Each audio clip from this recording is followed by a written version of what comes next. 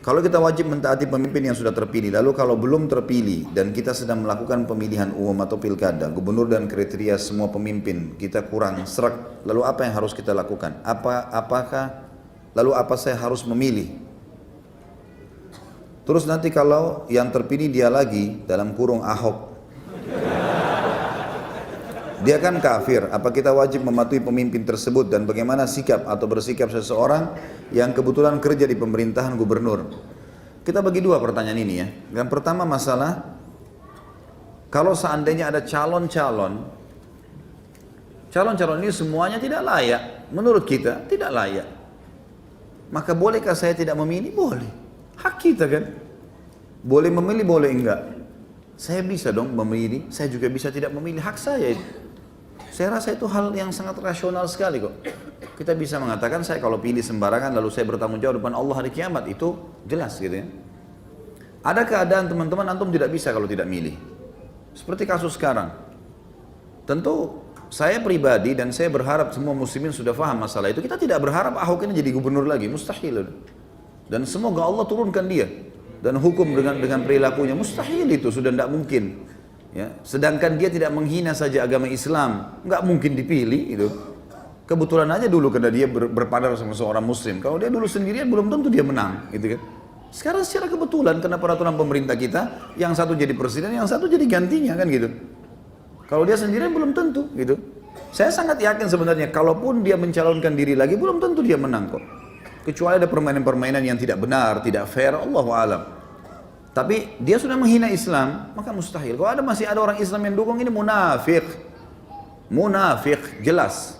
Allah mengatakan dalam surah An-Nisa ayat 138, 139. Allah mengatakan dan beritakan berita kepada orang-orang munafik bahwasanya mereka akan kena siksa yang pedih, orang-orang yang menjadikan orang kafir sebagai pemimpin mereka dan meninggalkan orang-orang yang beriman. Apakah mereka mengira ada kemuliaan di tengah orang-orang kafir itu?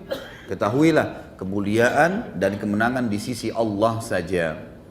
Jadi jelas Allah menyebutkan dalam An-Nisa 138, 139, orang-orang yang membela pemimpin non-muslim di wilayah muslim adalah munafik. Jelas, sampai dia bertaubat. An-Nisa mengatakan itu. Makanya saya ingatkan, An-Nisa 138, 139, kembali ke ayat itu. Siapa orang tanya, ada yang membela pemimpin ini, tunjukkan ayat itu. Tetap dia tidak mau, ya Anda munafik. Allah yang berfirman. Mau marah terserah, silahkan marah. Ya. Nggak ada yang takut dengan dia marah gitu. Jelas-jelas salah kok, gitu kan? Di situ justru dibutuhkan kejantanan seorang mukmin.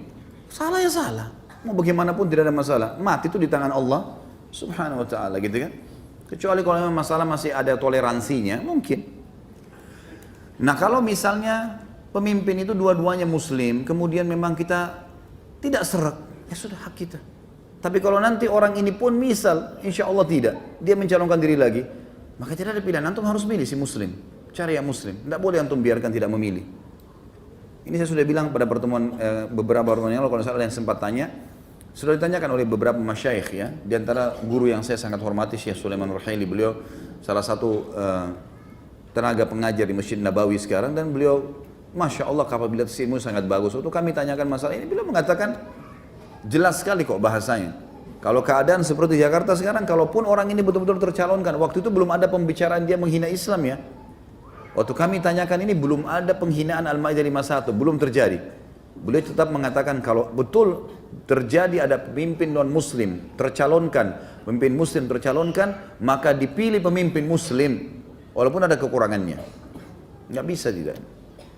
Jadi jelas sekali di sini. Sekarang pertanyaan selanjutnya yang kedua dari masih sama, bagaimana kalau terlanjur ada pemimpin non-muslim? Saya sudah pernah jelaskan ini. Kasus pada saat Ahok dipilih jadi pemimpin, jadi gubernur, gitu kan? Selama dia belum menghina Islam, saya yakin kita tahu semua. Ada di antara ulama-ulama kita atau dai-dai kita yang mengatakan berontak lawan Ahok sebelum dia hina ya, nggak pernah kan?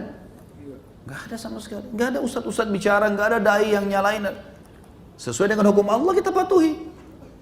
Yang tidak hukum Allah tidak sesuai kita tinggalkan. Sekarang kenapa kita ribut masalah ini? Karena memang dia menghina Islam, sudah lain ceritanya. Jadi kalau ada pemimpin non-muslim, baik itu dengan cara penjajahan, seperti waktu Belanda datang merampas Indonesia, gitu kan?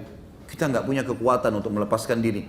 Suku Tatar, waktu datang menghancurkan khilafah Abbasiyah di Irak, membunuh banyak muslimin, banyak ulama, buku-buku semua dibuang di lautan, ya, sampai lautan itu berubah menjadi warna tinta semuanya, gitu kan. Kemudian banyaknya bangkai kaum muslimin yang dibunuh sampai puluhan ribu pada saat itu, dan mereka berkuasa.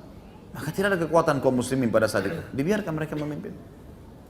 Tapi kita berusaha, tentu kita berusaha maksimal untuk bisa, ya, mendapatkan pemimpin yang muslim. Tapi kalau sudah terlanjur atau kita berada di, baik itu dengan cara penjajahan atau misalnya kayak gini sekarang kasus Ahok di Jakarta, kena sistem yang muslimnya jadi presiden, dianya langsung jadi, selama dia tidak buat masalah ya sudah, tunggu sampai jabatannya selesai. Karena tidak mungkin kita bangkang sama pemerintah induk yang memang kita dilarang untuk keluar, kecuali memang kita dilarang sholat, ya. Karena kata Nabi SAW, taatilah pemimpin kalian walaupun seorang budak berkulit hitam dari Habasyah, dari Ethiopia, gitu ya.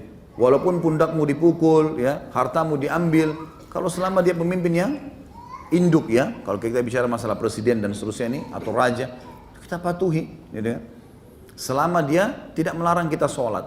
Kalau sudah melarang sholat sudah lain ceritanya. Allahu a'lam. Ya.